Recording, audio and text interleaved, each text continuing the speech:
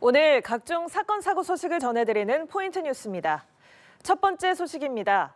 모텔에서 음료에 약물을 섞어 남성 2명을 숨지게 한 20대 여성이 어제 구속됐죠.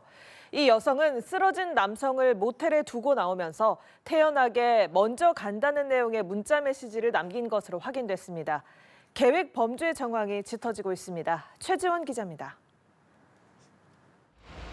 서울 강북구의 숙박업소에서 20대 남성 2명을 연달아 숨지게 한 혐의를 받는 20대 김모 씨. 김 씨는 지난달 28일 범행 직후 모텔에 쓰러져 있는 피해 남성에게 태연하게 연락한 걸로 확인됐습니다.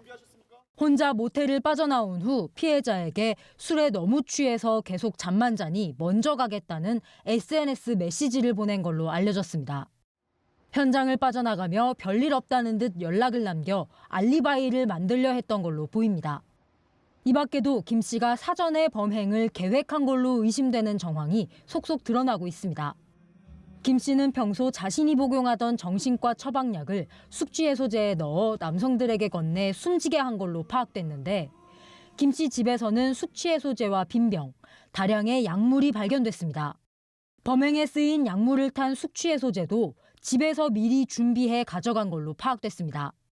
또 지난해 12월에도 김 씨가 교제하던 20대 남성에게 같은 범행을 저질렀고 피해 남성이 의식불명 후 회복한 걸로 파악됐는데 이후 두 번째 범행부터는 약물의 양을 2배로 늘린 점도 계획 정황을 뒷받침합니다.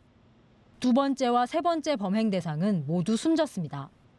김 씨는 경찰에서 피해자들과 의견 충돌이 있었고 재우려고 했을 뿐 살해 의도는 없었다고 주장했지만 술을 먹고 정신과 약을 복용하면 위험하다는 건 처방 당시 들어 알고 있었다고 진술했습니다.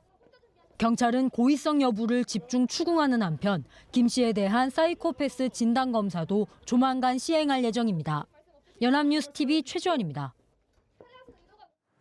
약물이 든 음료를 먹여 남성 2명을 숨지게 한 혐의로 구속된 20대 여성 김모 씨가 2개 이상의 약물을 범행에 사용한 정황이 드러났습니다.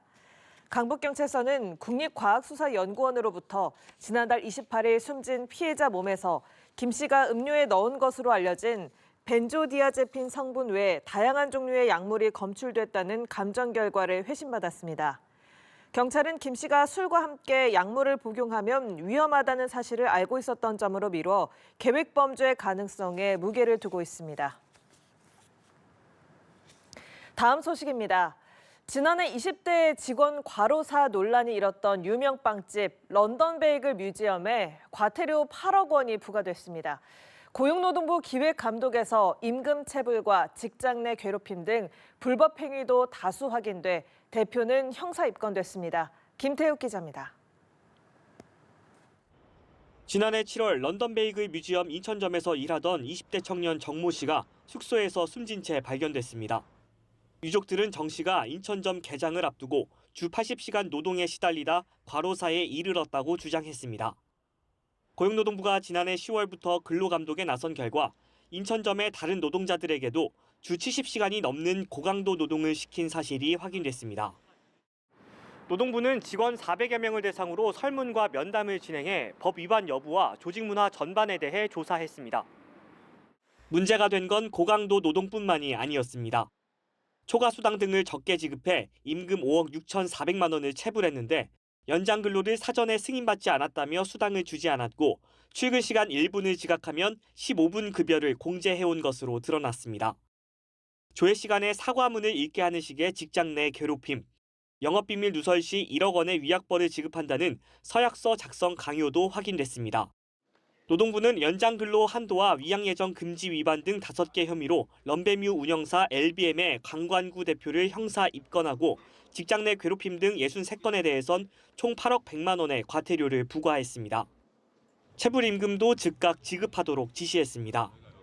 이렇게 8억까지 과태료를 부과한 사례는 흔치 않고요. 이번 사례가 좀 법을 위반을 하고 있는 다수의 사업장들에게 이제 경종을 울리는 의미 있는 계기가 된다라고 생각을 합니다.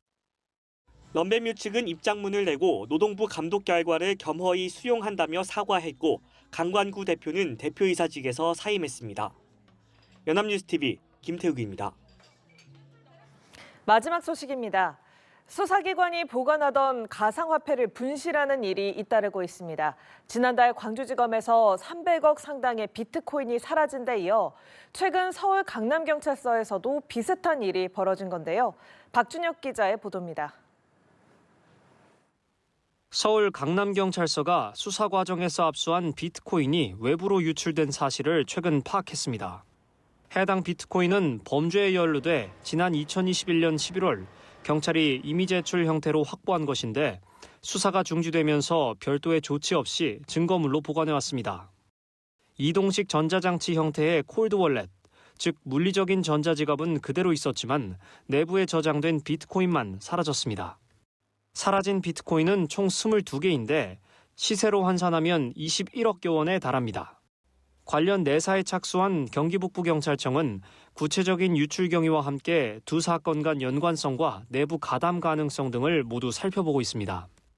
앞서 지난달 광주지방검찰청에서도 압수해 보관하던 시가 300억 상당의 비트코인 320개를 분실하는 일이 있었습니다. 감찰에 착수한 광주지검은 지난해 8월 수사관들이 업무를 인수인계하는 과정에서 피싱 사이트에 접속했다가 코인을 탈취당했을 가능성에 무게를 두고 있습니다. 해당 사건이 알려진 뒤 경찰도 일선 경찰서가 관리하는 가상자산 현황을 점검했는데 검찰에 이어 경찰에서도 비슷한 사례가 확인된 겁니다. 잇따른 분실로 수사기관의 가상자산 관리 실태가 도마에 오른 가운데 경찰청은 조만간 압수한 가상자산의 단계별 관리 체계화 계획을 하다라는 한편 가상자산 압수물의 주기적 점검과 위탁 보관 추진 등 재발 방지책을 마련할 예정입니다. 연합뉴스TV 박준혁입니다.